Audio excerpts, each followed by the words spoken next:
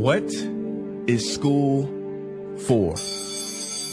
Feel free to call me slow, but I spent 16 years going to school, and I still don't know. When I finished, I didn't know how to do my own taxes, purchase a home, or apply for a loan. I didn't know a thing about investments, building credit, or getting a job. I graduated at the top of my class, and what did I have? This fancy diploma to sit at home with my mom. But luckily, they did teach me some important skills like factoring trinomials and how mitochondria is the powerhouse of the cell. I'm so happy I remember the Pythagorean theorem, because it helped me a lot. Okay, I'm lying. Let me stop. Because all the stuff they taught me, truthfully, I forgot. Mom, remember when you would ask me, what did you learn in school today? And I would say, nothing much. I wasn't being modest. The truth about it, Mom, is I had already forgotten. And it's not just me. Millions of students sing the same song. How many of you guys avoid eye contact with the teacher to try not to get caught upon? Afraid to raise your hand for fear of being wrong, which proves that school isn't an environment for learning or building up the intellect. It's just a game you play for grades and how many A's you can collect. But I guess what do you expect when the most commonly asked question in class is this gonna be on the test? Is this gonna be on the test? See, if school put learning instead of testing and memorizing as the top standard, then the letter F would not stand for failure. It would stand for find another answer. And if school was really interested in our personal and academic success, students would wake up later, have more freedom and homework, a lot less. And that's not my opinion. This conclusion has been scientifically tested and proven.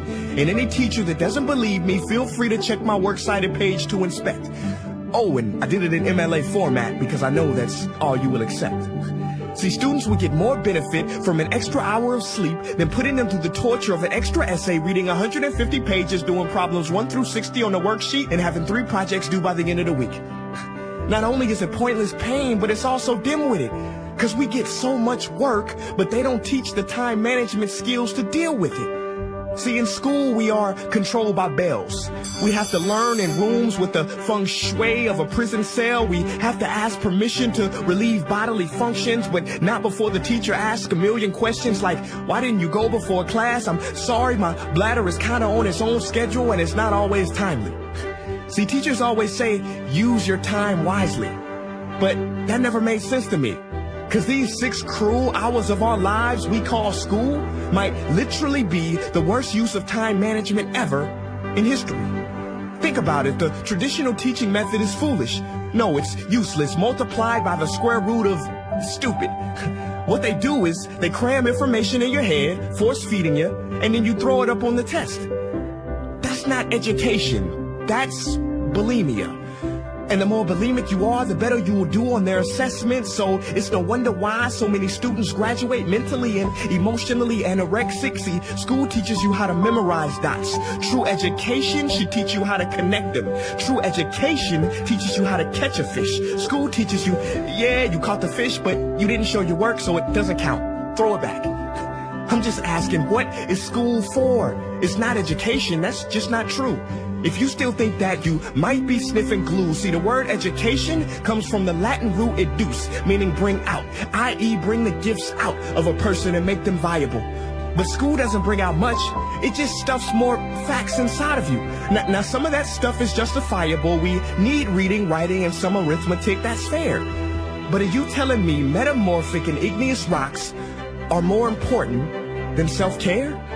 If suicide is the 3rd leading cause of death of ages 10 to 24, and Harvard studies suggest the biggest predictor for success is self-control and emotional health, then why the heck aren't we taught how to handle stress, bullies, or rejection? How about anxiety or depression? You know, skills we need for our entire lives. Bro, I don't even know how to cook. I'm honestly surprised I'm still alive. But hey, at least I can name all the battles that happened in the Civil War. Seriously, what is school for?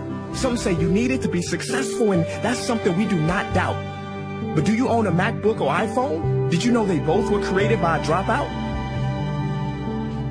Are you watching this video on Facebook or YouTube? Doesn't matter which you choose. They both were created by dropouts. Ever use Snapchat, WhatsApp, shopped at Whole Foods? Well, thank a dropout. Does your home furniture come from IKEA? Okay, don't get the wrong idea. He was not a dropout. Don't be a fool. I mean, how could he drop out? Ingvar Kamprad, founder of IKEA, never even went to school. I know what you're thinking. He's just picking and choosing. There's millions who didn't go to school that aren't successful. Who is he fooling? And you're right. But open your history books and start perusing. You'll find the very people we idolize in school never really had formal and/or secondary schooling.